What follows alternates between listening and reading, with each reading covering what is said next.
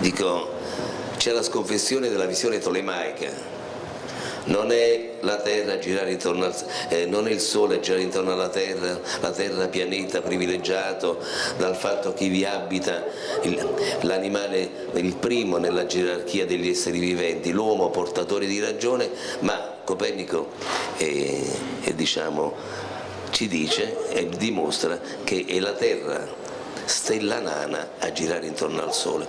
C'è quindi uno sconvolgimento della visione del mondo che porta l'intellettuale, l'artista, ma direi finanche l'uomo comune a non avere più un punto di riferimento e quindi di passare dalla pienezza di una visione antropocentrica in cui l'uomo è al centro dell'universo, descritta, come dice Panofsky, dalla prospettiva, che è la forma simbolica di questa rappresentazione, la costruzione della terza dimensione, della profondità, l'applicazione dei canoni di armonia, proporzione e simmetria.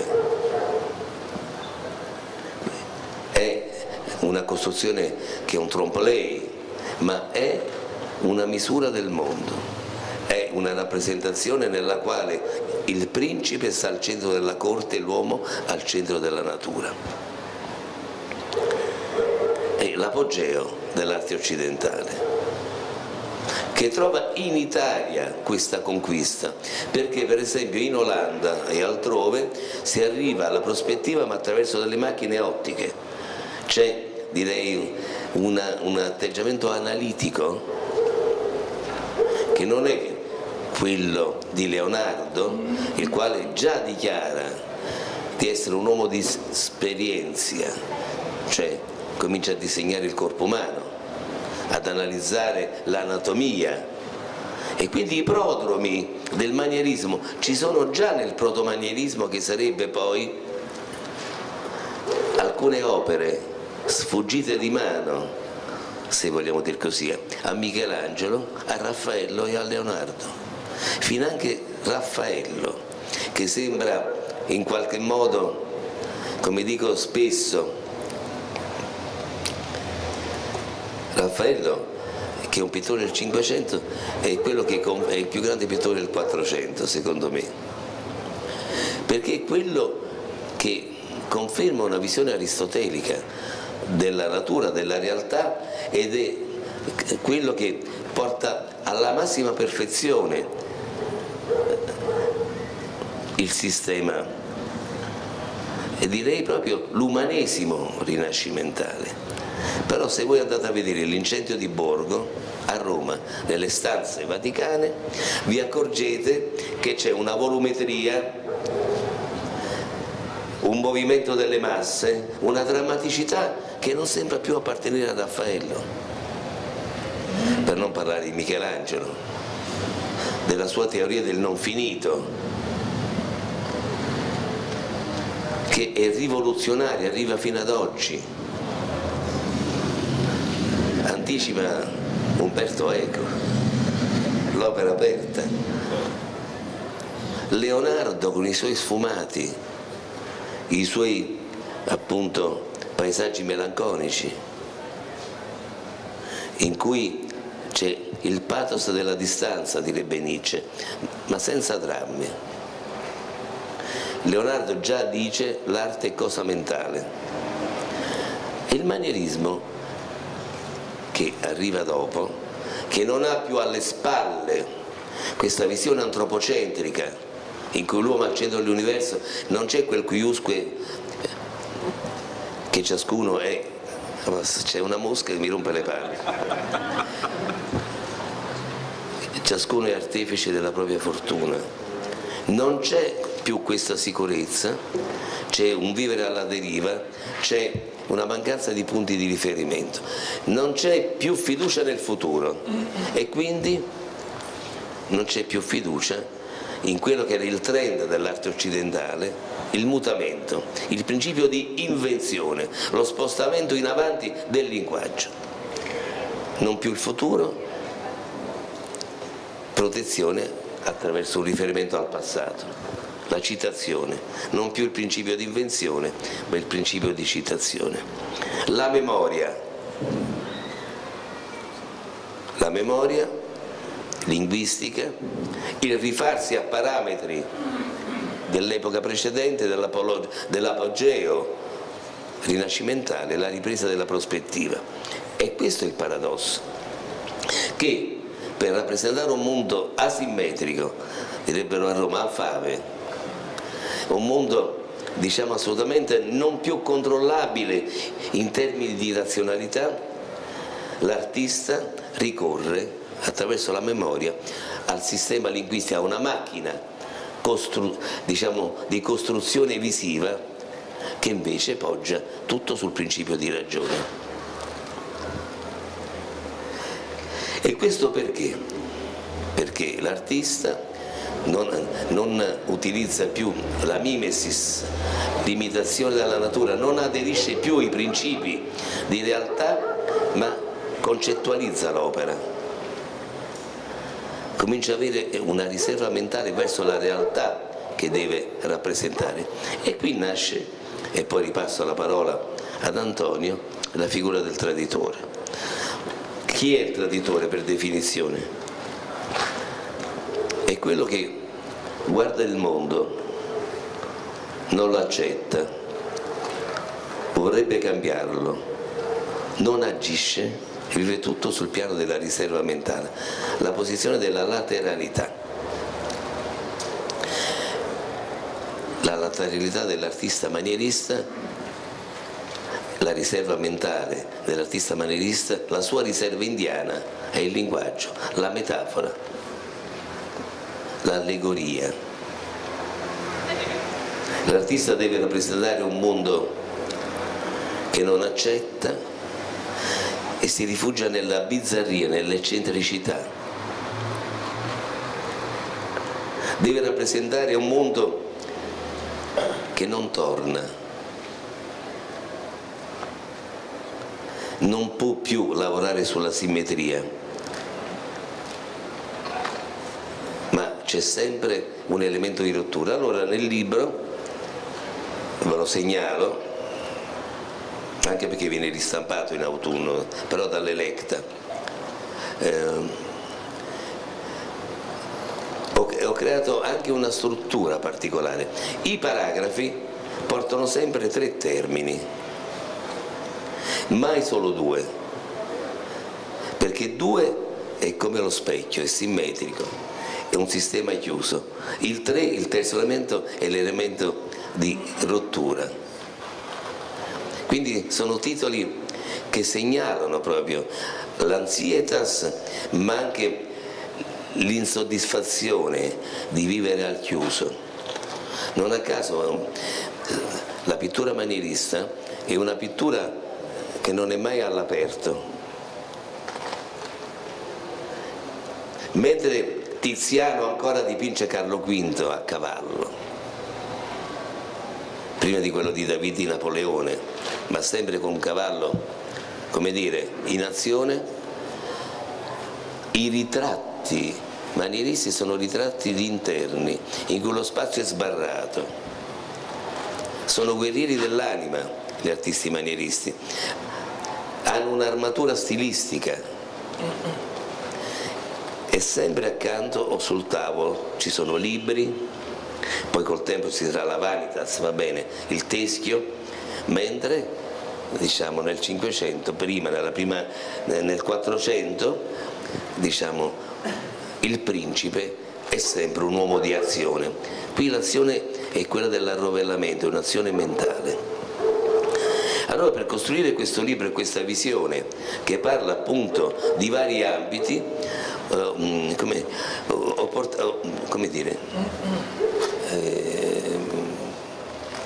mi sono armato, diciamo, di strumenti che provenivano dallo strutturalismo, dalla psicanalisi, dalla sociologia, oltre che dalla letteratura e altri ambiti.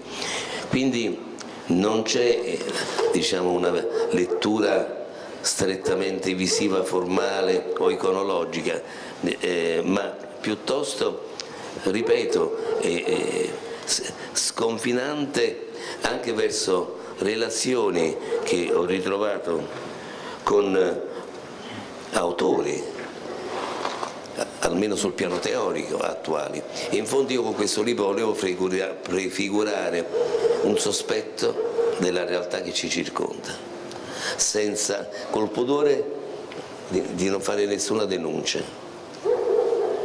È un libro, direi rigorosamente, che abita il passato per evitare l'indecenza del nostro presente.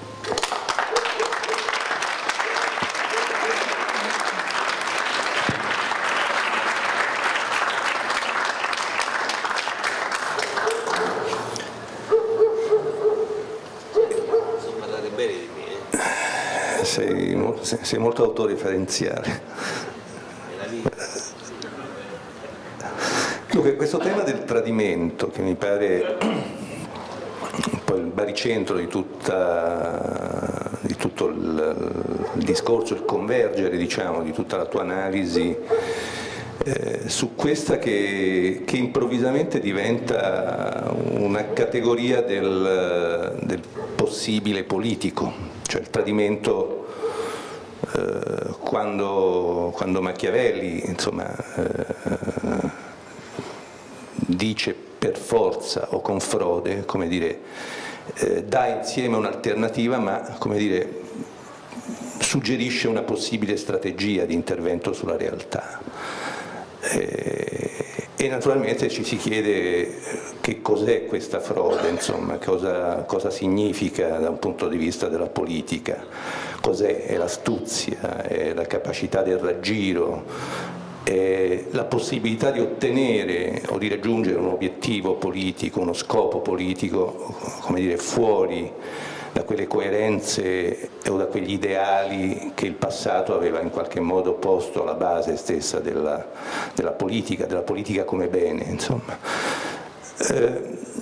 Aver insistito molto sul tema della frode e in qualche modo del tradimento ha fatto sì che Machiavelli prendesse una certa curvatura poi nella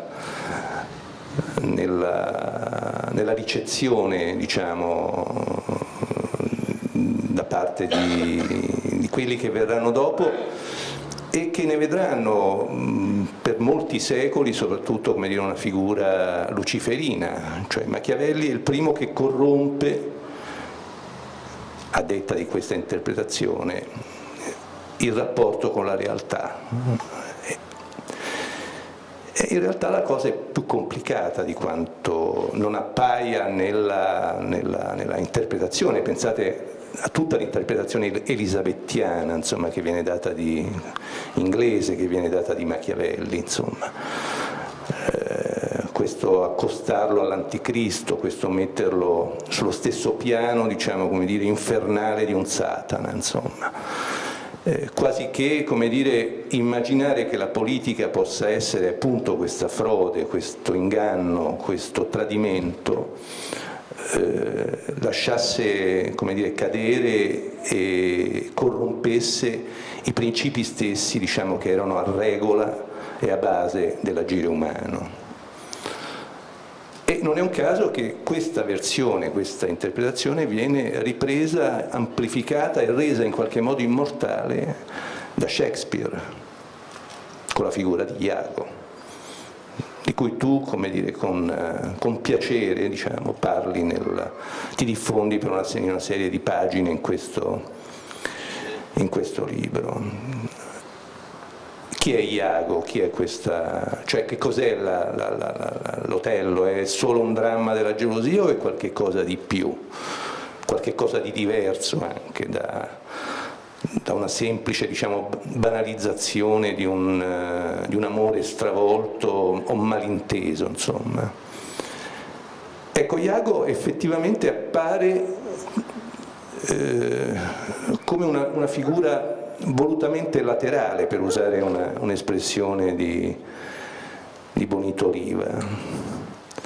E il suo dramma è che la realtà gli si presenta come un vuoto, come qualche cosa di cavo da riempire, da riempire con una passione, con una domanda, con un bisogno che nasce, come dire, da un qualche cosa che è profondamente innescato, inserito incistato nell'animo umano, cioè l'invidia, una delle passioni che mobilitano poi anche l'esercizio, diciamo, della politica, ma anche l'esercizio dei rapporti sociali, del consorzio umano, insomma.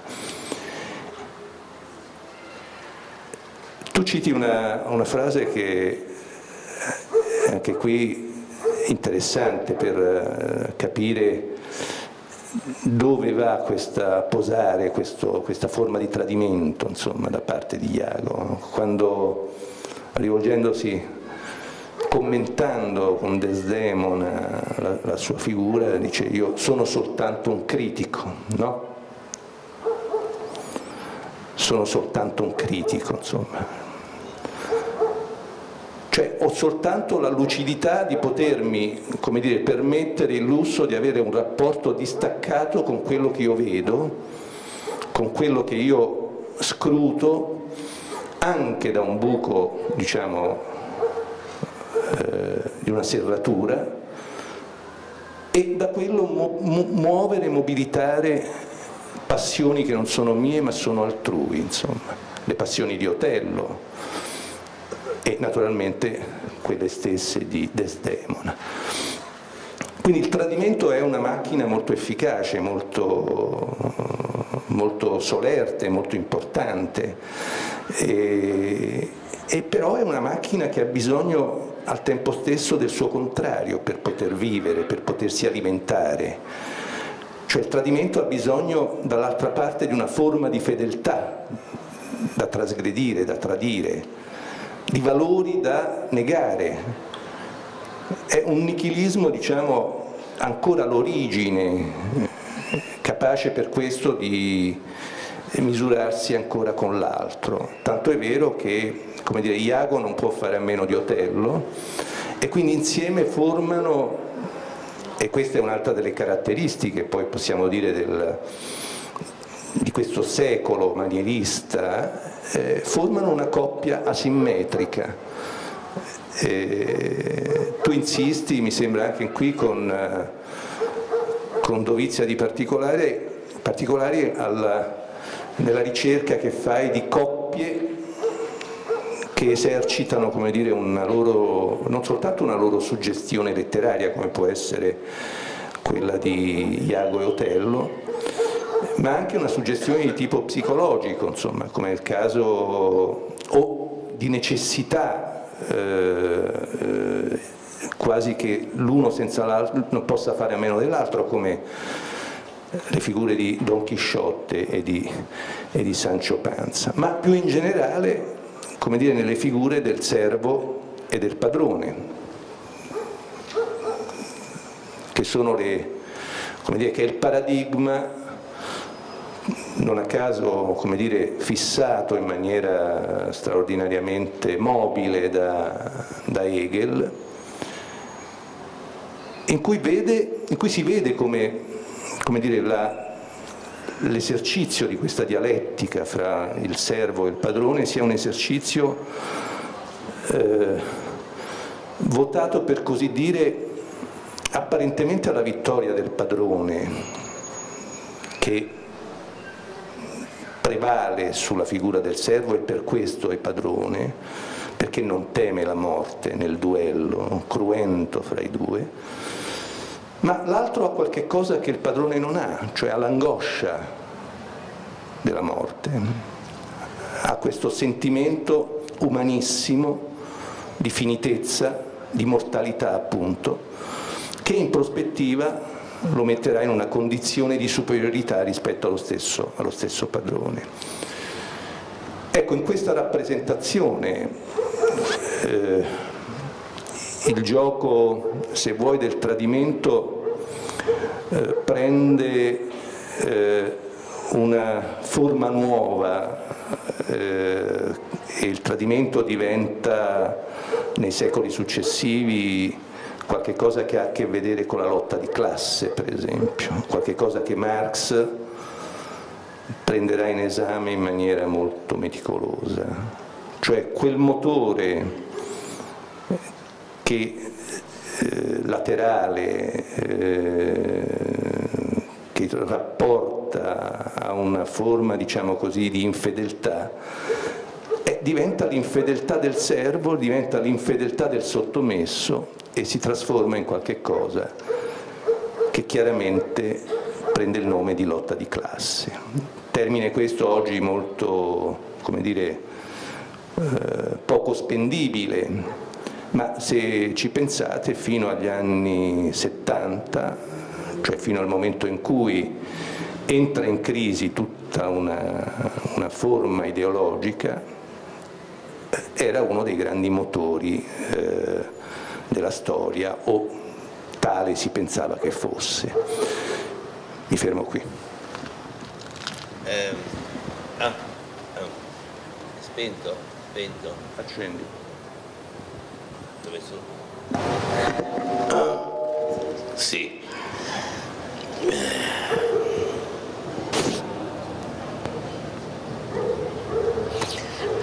Il titolo, l'ideologia del traditore, è un ossimoro,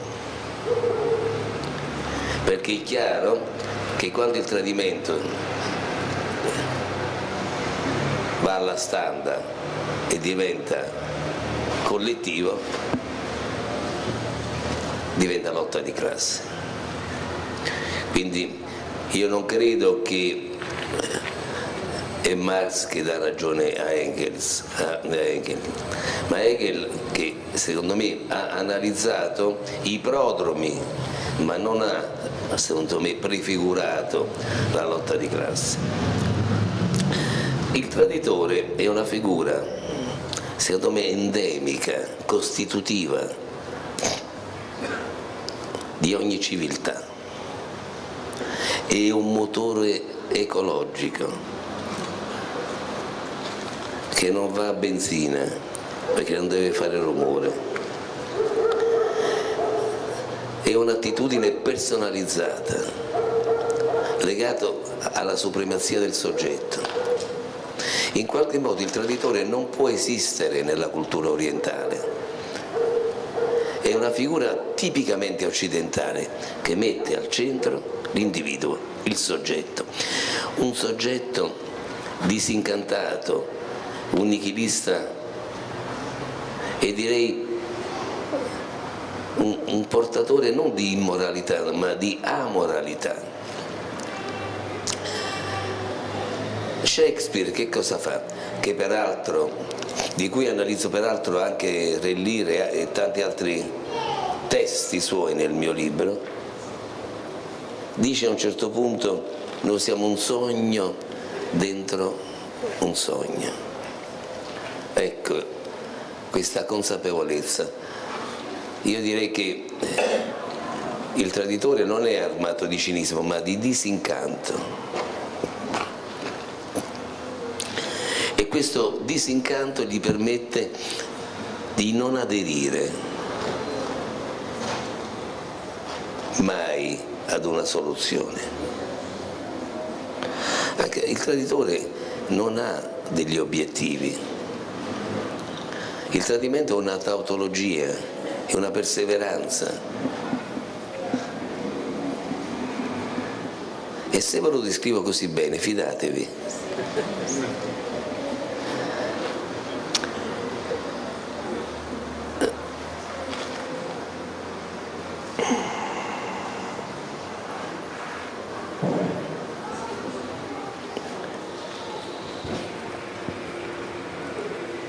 Prendiamo di nuovo Otello.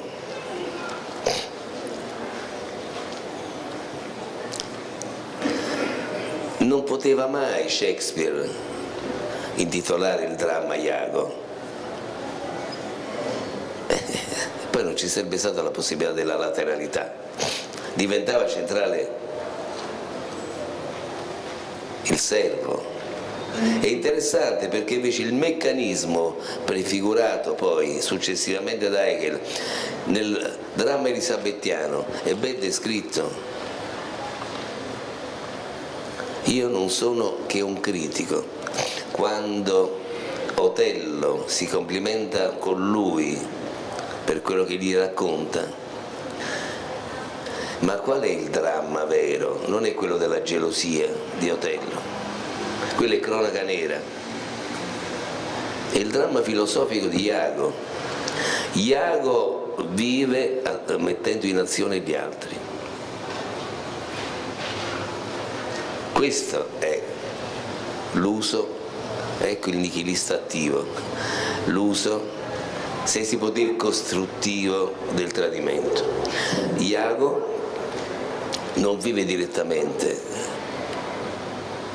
ma vive indirettamente, producendo reazioni, spingendo gli altri soggetti al movimento, verso il dramma.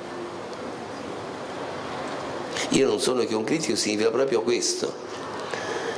È il dramma dell'uomo manierista o dell'artista,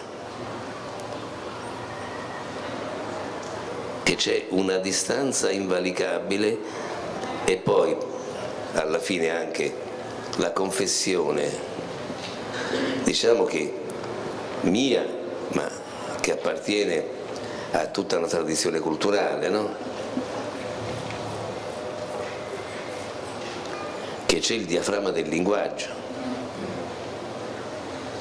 il recinto del linguaggio, grazioso nel manierismo, perché poi il manierismo in fondo non ama il dramma, per questo usa la sprezzatura, la perfezione tecnica, l'eleganza, l'originalità, per produrre dissenso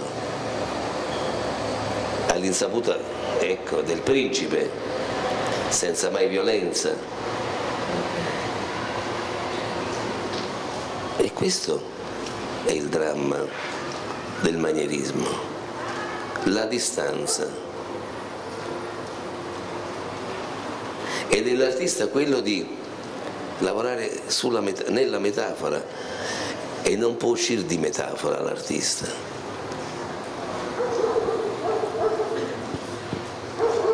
E allora questo mi fa ricordare una cosa bellissima che dice Wittgenstein, che la tautologia è un accanirsi contro il linguaggio. Allora io vedo il tradimento proprio come una forma tautologica, o direbbe il moralista Agnoli, autoreferenziale, perché attraverso il tradimento tutto torna a chi ha compiuto quell'atto che determina un rovesciamento. E quindi Wittgenstein, quando dice un accanirsi contro il linguaggio, è da questo che io arguisco la melancolia artificialis, la concettualità dell'arte manierista, perché se l'arte è citazione, se l'arte è memoria, l'arte è metalinguaggio.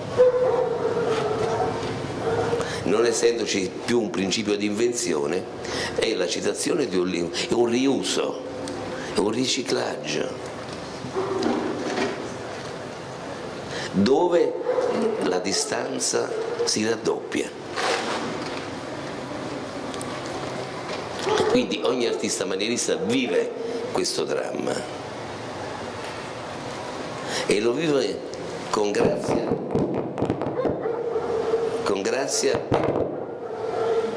e con decoro. Questo io trovo interessante nel manierismo, aver sostituito alla piazza d'armi una corazza stilistica,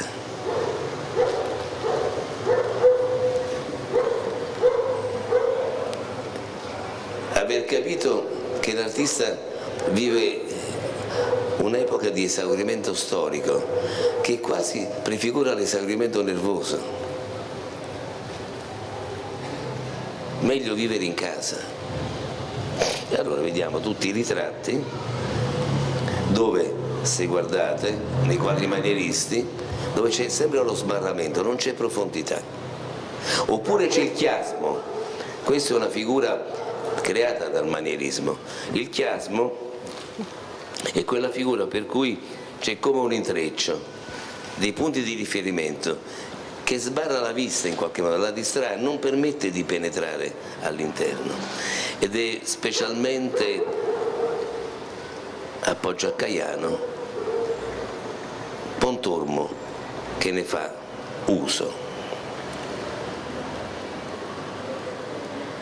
In altri quadri del Bronzino c'è una compostezza cadaverica del ritrattato,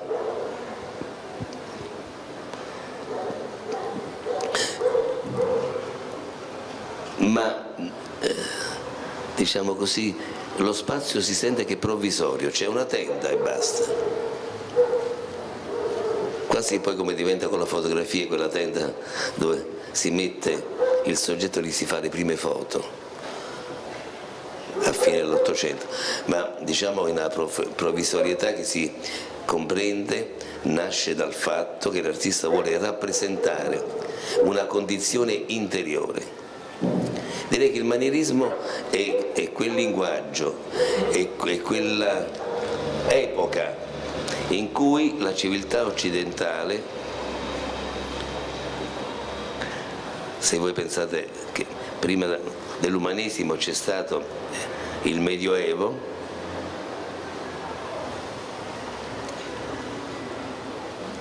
pronuncia l'io, parla in prima persona il soggetto, ma lo fa attraverso la terza persona del linguaggio.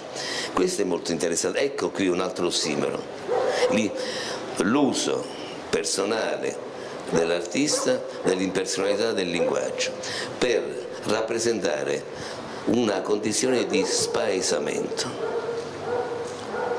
Allora io trovo interessante perché non c'è nessuna apologia nel manierismo, c'è trovo una consapevolezza che viene dopo l'umanesimo rinascimentale e dunque anche una nostalgia, c'è anche, direi, una condizione interiore che quasi sfiora la depressione. Pensate a degli artisti che Pontormo soffriva di ipocondria, ogni tanto aveva bisogno, si ritirava su un soppalco, ritirava la scala e non rispondeva per un giorno o due a chi lo chiamava da sotto. Ha lasciato un diario dove lui, in una sequenza continua, dice che ha dipinto una Madonna e si è mangiato una coscia di pollo, racconta le sue feci e altri diciamo, pensieri alati, tutto in una continuità. L'idea del flusso, del superamento diciamo, di categorie e anche dell'idea del diario a futura memoria, tutto viene personalizzato. Parmigianino si suicida e se voi pensate a un pittore che si fa anche il ritratto allo specchio convesso, che ha dipinto delle Madonne con dei colli diciamo che Modigliani gli fa un baffo, giocato sull'eleganza, sulla postura, sulla grazia, sul colore, ecco che il linguaggio, l'eleganza non riesce a trattenere in vita l'artista. Quindi questi artisti vengono chiamati manieristi e Burkhard, questo grandissimo studioso dell'Ottocento in Germania, che rivaluta un movimento chiamato manierismo in termini dispregiativi, perché si pensava che fossero pittori che dipingevano alla maniera di Michelangelo, Leonardo e Raffaello.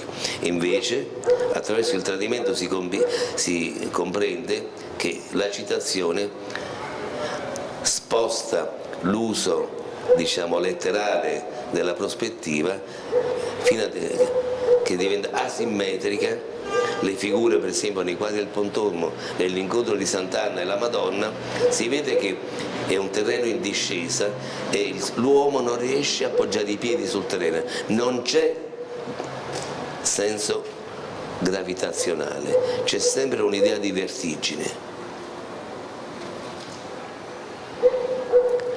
La prospettiva diventa asimmetrica, arrovellata fino a portare all'anamorfosi, che trova il suo compimento nei due ambasciatori di Holbein, dove ci sono queste due figure che discutono come noi due, dipinti bene in un incontro diplomatico, e un siluro che passa nello spazio, ma la si può interpretare solo mettendosi lateralmente rispetto al quadro e si scopre che è un teschio. Ecco che anche la morte viene aggirata, e francamente il manierismo mi corrisponde molto anche per questo, il senso del gioco.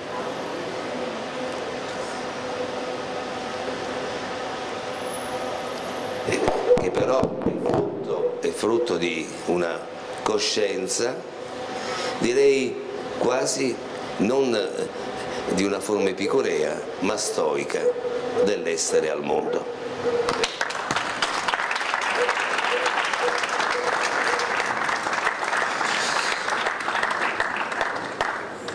Dunque potremmo concludere su, almeno per quanto mi riguarda, insomma, tu parlavi dell'Otello come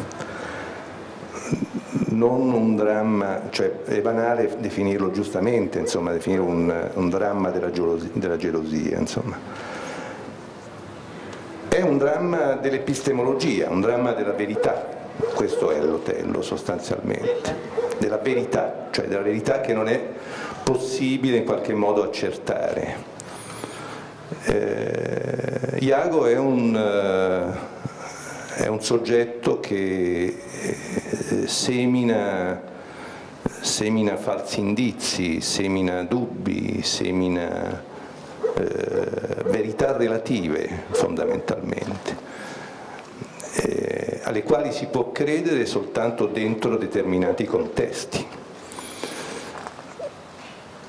Ecco, Iago è il primo più o meno consapevole, la prima più o meno consapevole figura postmoderna, manierista ma postmoderna appunto. E quando all'inizio ho richiamato questo tema oggi in qualche modo di nuovo battente, in realtà non si scopre niente, nel senso che poi sono gli stessi temi che da anni circolano in ambienti più o meno ristretti, ma insomma quando finiscono sulle pagine dei giornali eccetera diventano, come dire, vengono imposti all'opinione pubblica e quindi prendono una emblematicità anche diversa.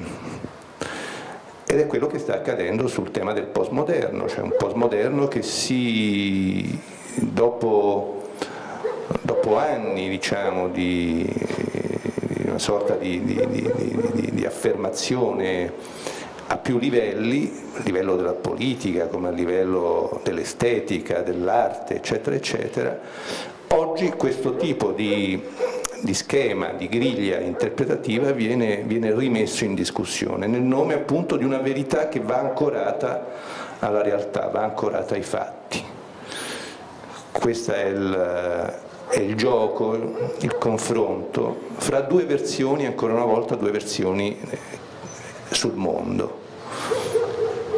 Una versione fluida, una versione liquida, una versione diciamo tutta segnata dalle minuscole, e invece una versione che intende ristabilire, perlomeno sul piano della possibilità, l'esistenza dei valori, cioè quelle esperienze di tipo culturale, morale, eccetera, di cui il manierismo avverte la estrema provvisorietà e che il discorso postmoderno riprende sulla base, come dire, di una lettura che fa in maniera molto anche così particolare di Nietzsche.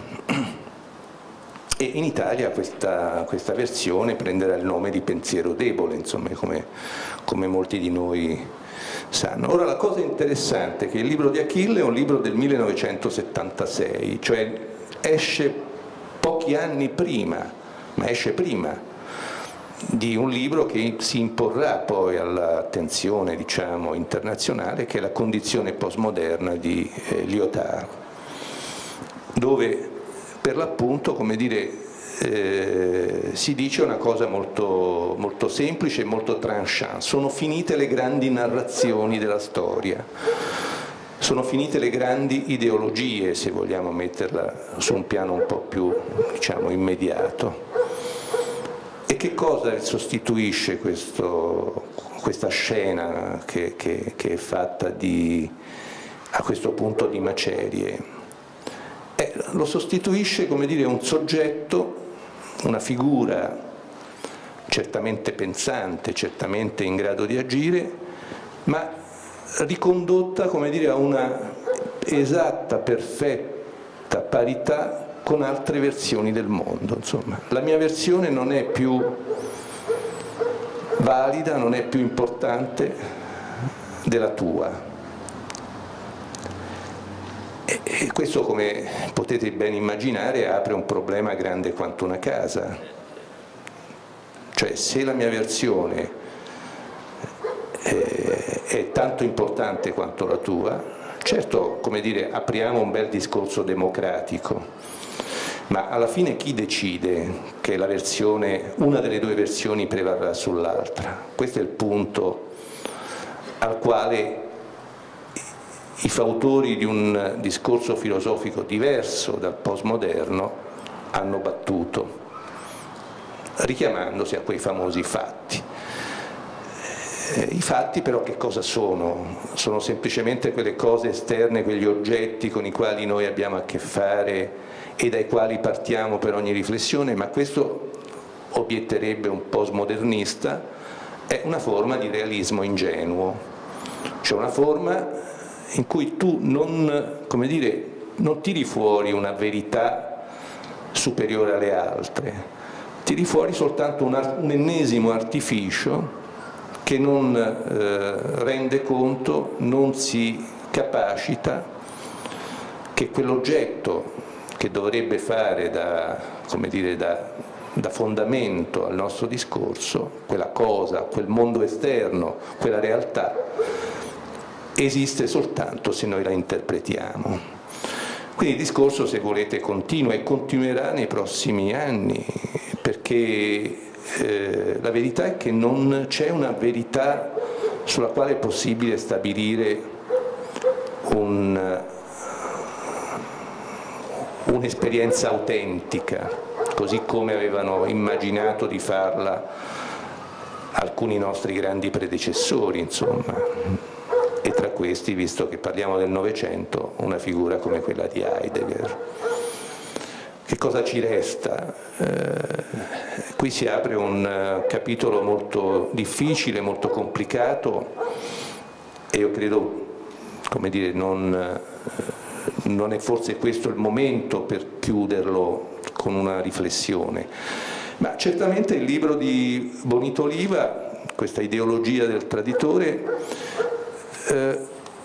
si è guadagnato un posto, diciamo, in quel dibattito, in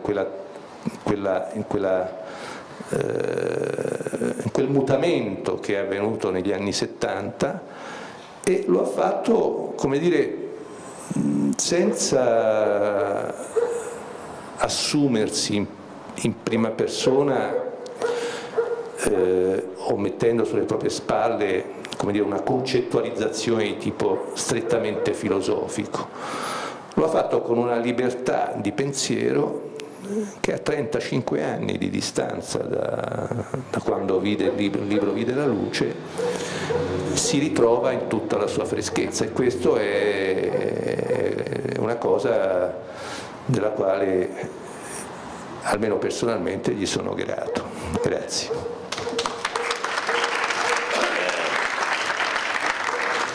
bene così.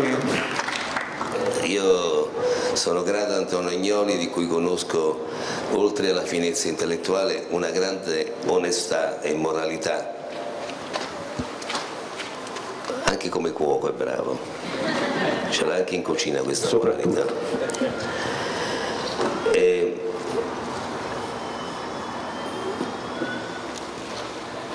Volevo dire che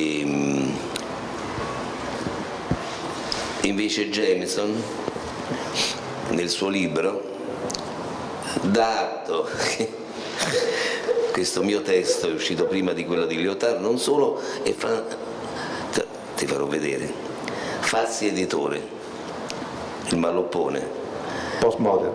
Sì, e lui dice, dà una preferenza a quello che io ho scritto sia in questo sia pure per la transavanguardia, perché poi è chiaro, questo volevo aggiungere, non a caso poi io subito dopo, diciamo, teorizzo la transavanguardia, che è una forma di neomanierismo. Mi viene facile averlo fatto, ma senza la nostalgia o la credine che il postmodern in architettura sviluppa verso il movimento moderno, l'atteggiamento vernacoliano del postmoderno in architettura, perché era la risposta, no, a questa egemonia del movimento moderno, all'internazionalismo del linguaggio moderno. E dico questo perché la citazione che io utilizzo come teoria nella transavanguardia è una citazione degli stili del passato, delle avanguardie storiche, non a caso non si chiama antiavanguardia ma transavanguardia, un'arte di transito che attraversa con la memoria gli stili, ma non solo quelli delle avanguardie storiche, ma anche alcuni linguaggi che appartengono a tradizioni laterali, quindi eclettismo stilistico, nomadismo culturale. E questa citazione opera e sviluppa un matrimonio morganatico tra Picasso e Duchamp. Picasso in quanto ripresa della manualità, della pittura, della rappresentazione, Duchamp in quanto la citazione degli stili, e nella citazione questi stili ripresi sono dei ready made mentali, rielaborati e sistemati all'interno. Io dico sempre poi, e l'avevo già scritto, che io sono marxista ma dalla parte di Groucho più che di Karl, e forse più di tutto sono totoista, che col suo a prescindere involontariamente anche lui aveva creato il ready made del linguaggio, il mettere tra parentesi la consuetudine, le abitudini linguistiche, eccetera.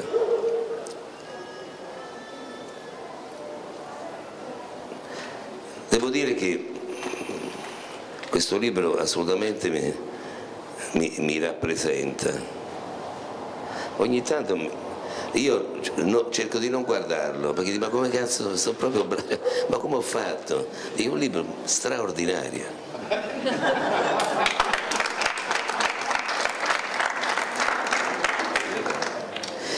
E mi piacerebbe se voi date uno sguardo, passami il libro, scusami, dico passami il libro, non passami l'olio, no, perché fra di noi siamo, perché io e Antonio abbiamo un rapporto tra marito e casalinga, lui mi cucina e ragazzi non avete idea, facciamo un festival di cucina, questo, ma gli danno 5 Michelin, è vero?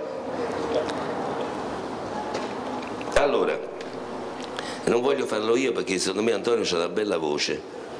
Per finire, Antonio, se non ti scoccia, se leggi un po' i titoli dei paragrafi, perché modestamente, e dico questo per finire in modo che chiudi in bellezza Antonio Agnoli, fine dicitore e filosofo di turno, per dire che sostanzialmente ho un'adesione a questo libro che è struggente, che è un libro costruito fino al suo indice e fino alla sua partizione triadica.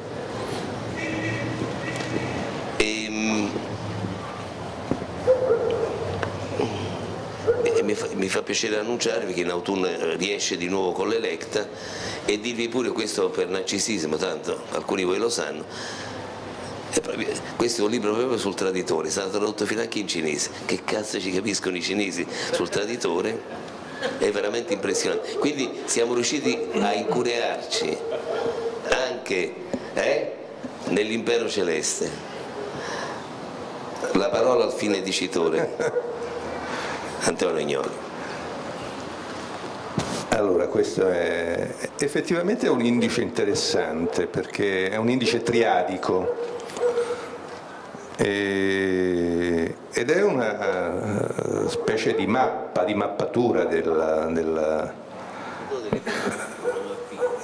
Totò direbbe una mappina, sì. Tradimento, lateralità, citazione, parodia, malinconia, autoinganno, artificio, virtuosismo, narcisismo, perdita, imitazione, infondatezza, minorità, partizione, rumore, fuga, impossibilità, riparazione, lutto, nostalgia, colpa, mania, maniera, manierismo, maschera, feticcio, stile, metafora, travestimento, sdoppiamento, immaginazione, differenza, indifferenza, menzogna, critica, paralisi, intrigo, spettacolo, cerimonia, teatro, procedimento, simulazione, capriccio, torneo, intreccio, soliloquio, enigma, labirinto, peripezia, posa, sotterfugio, crimine, spreco, sfarzo, comicità, ironia, armistizio,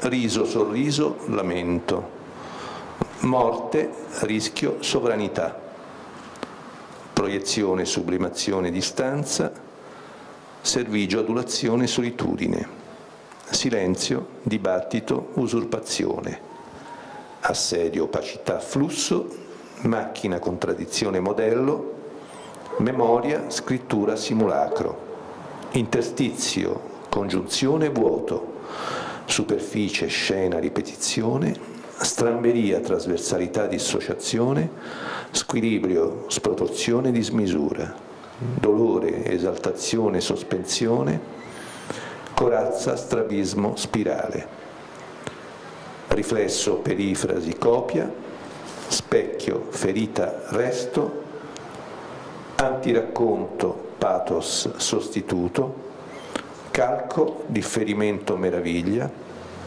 vertigine, spossessamento, estraniamento, posizione, avventura, reverie, sogno, supplizio, frode. No, volevo aggiungere, e non a caso. Grazie.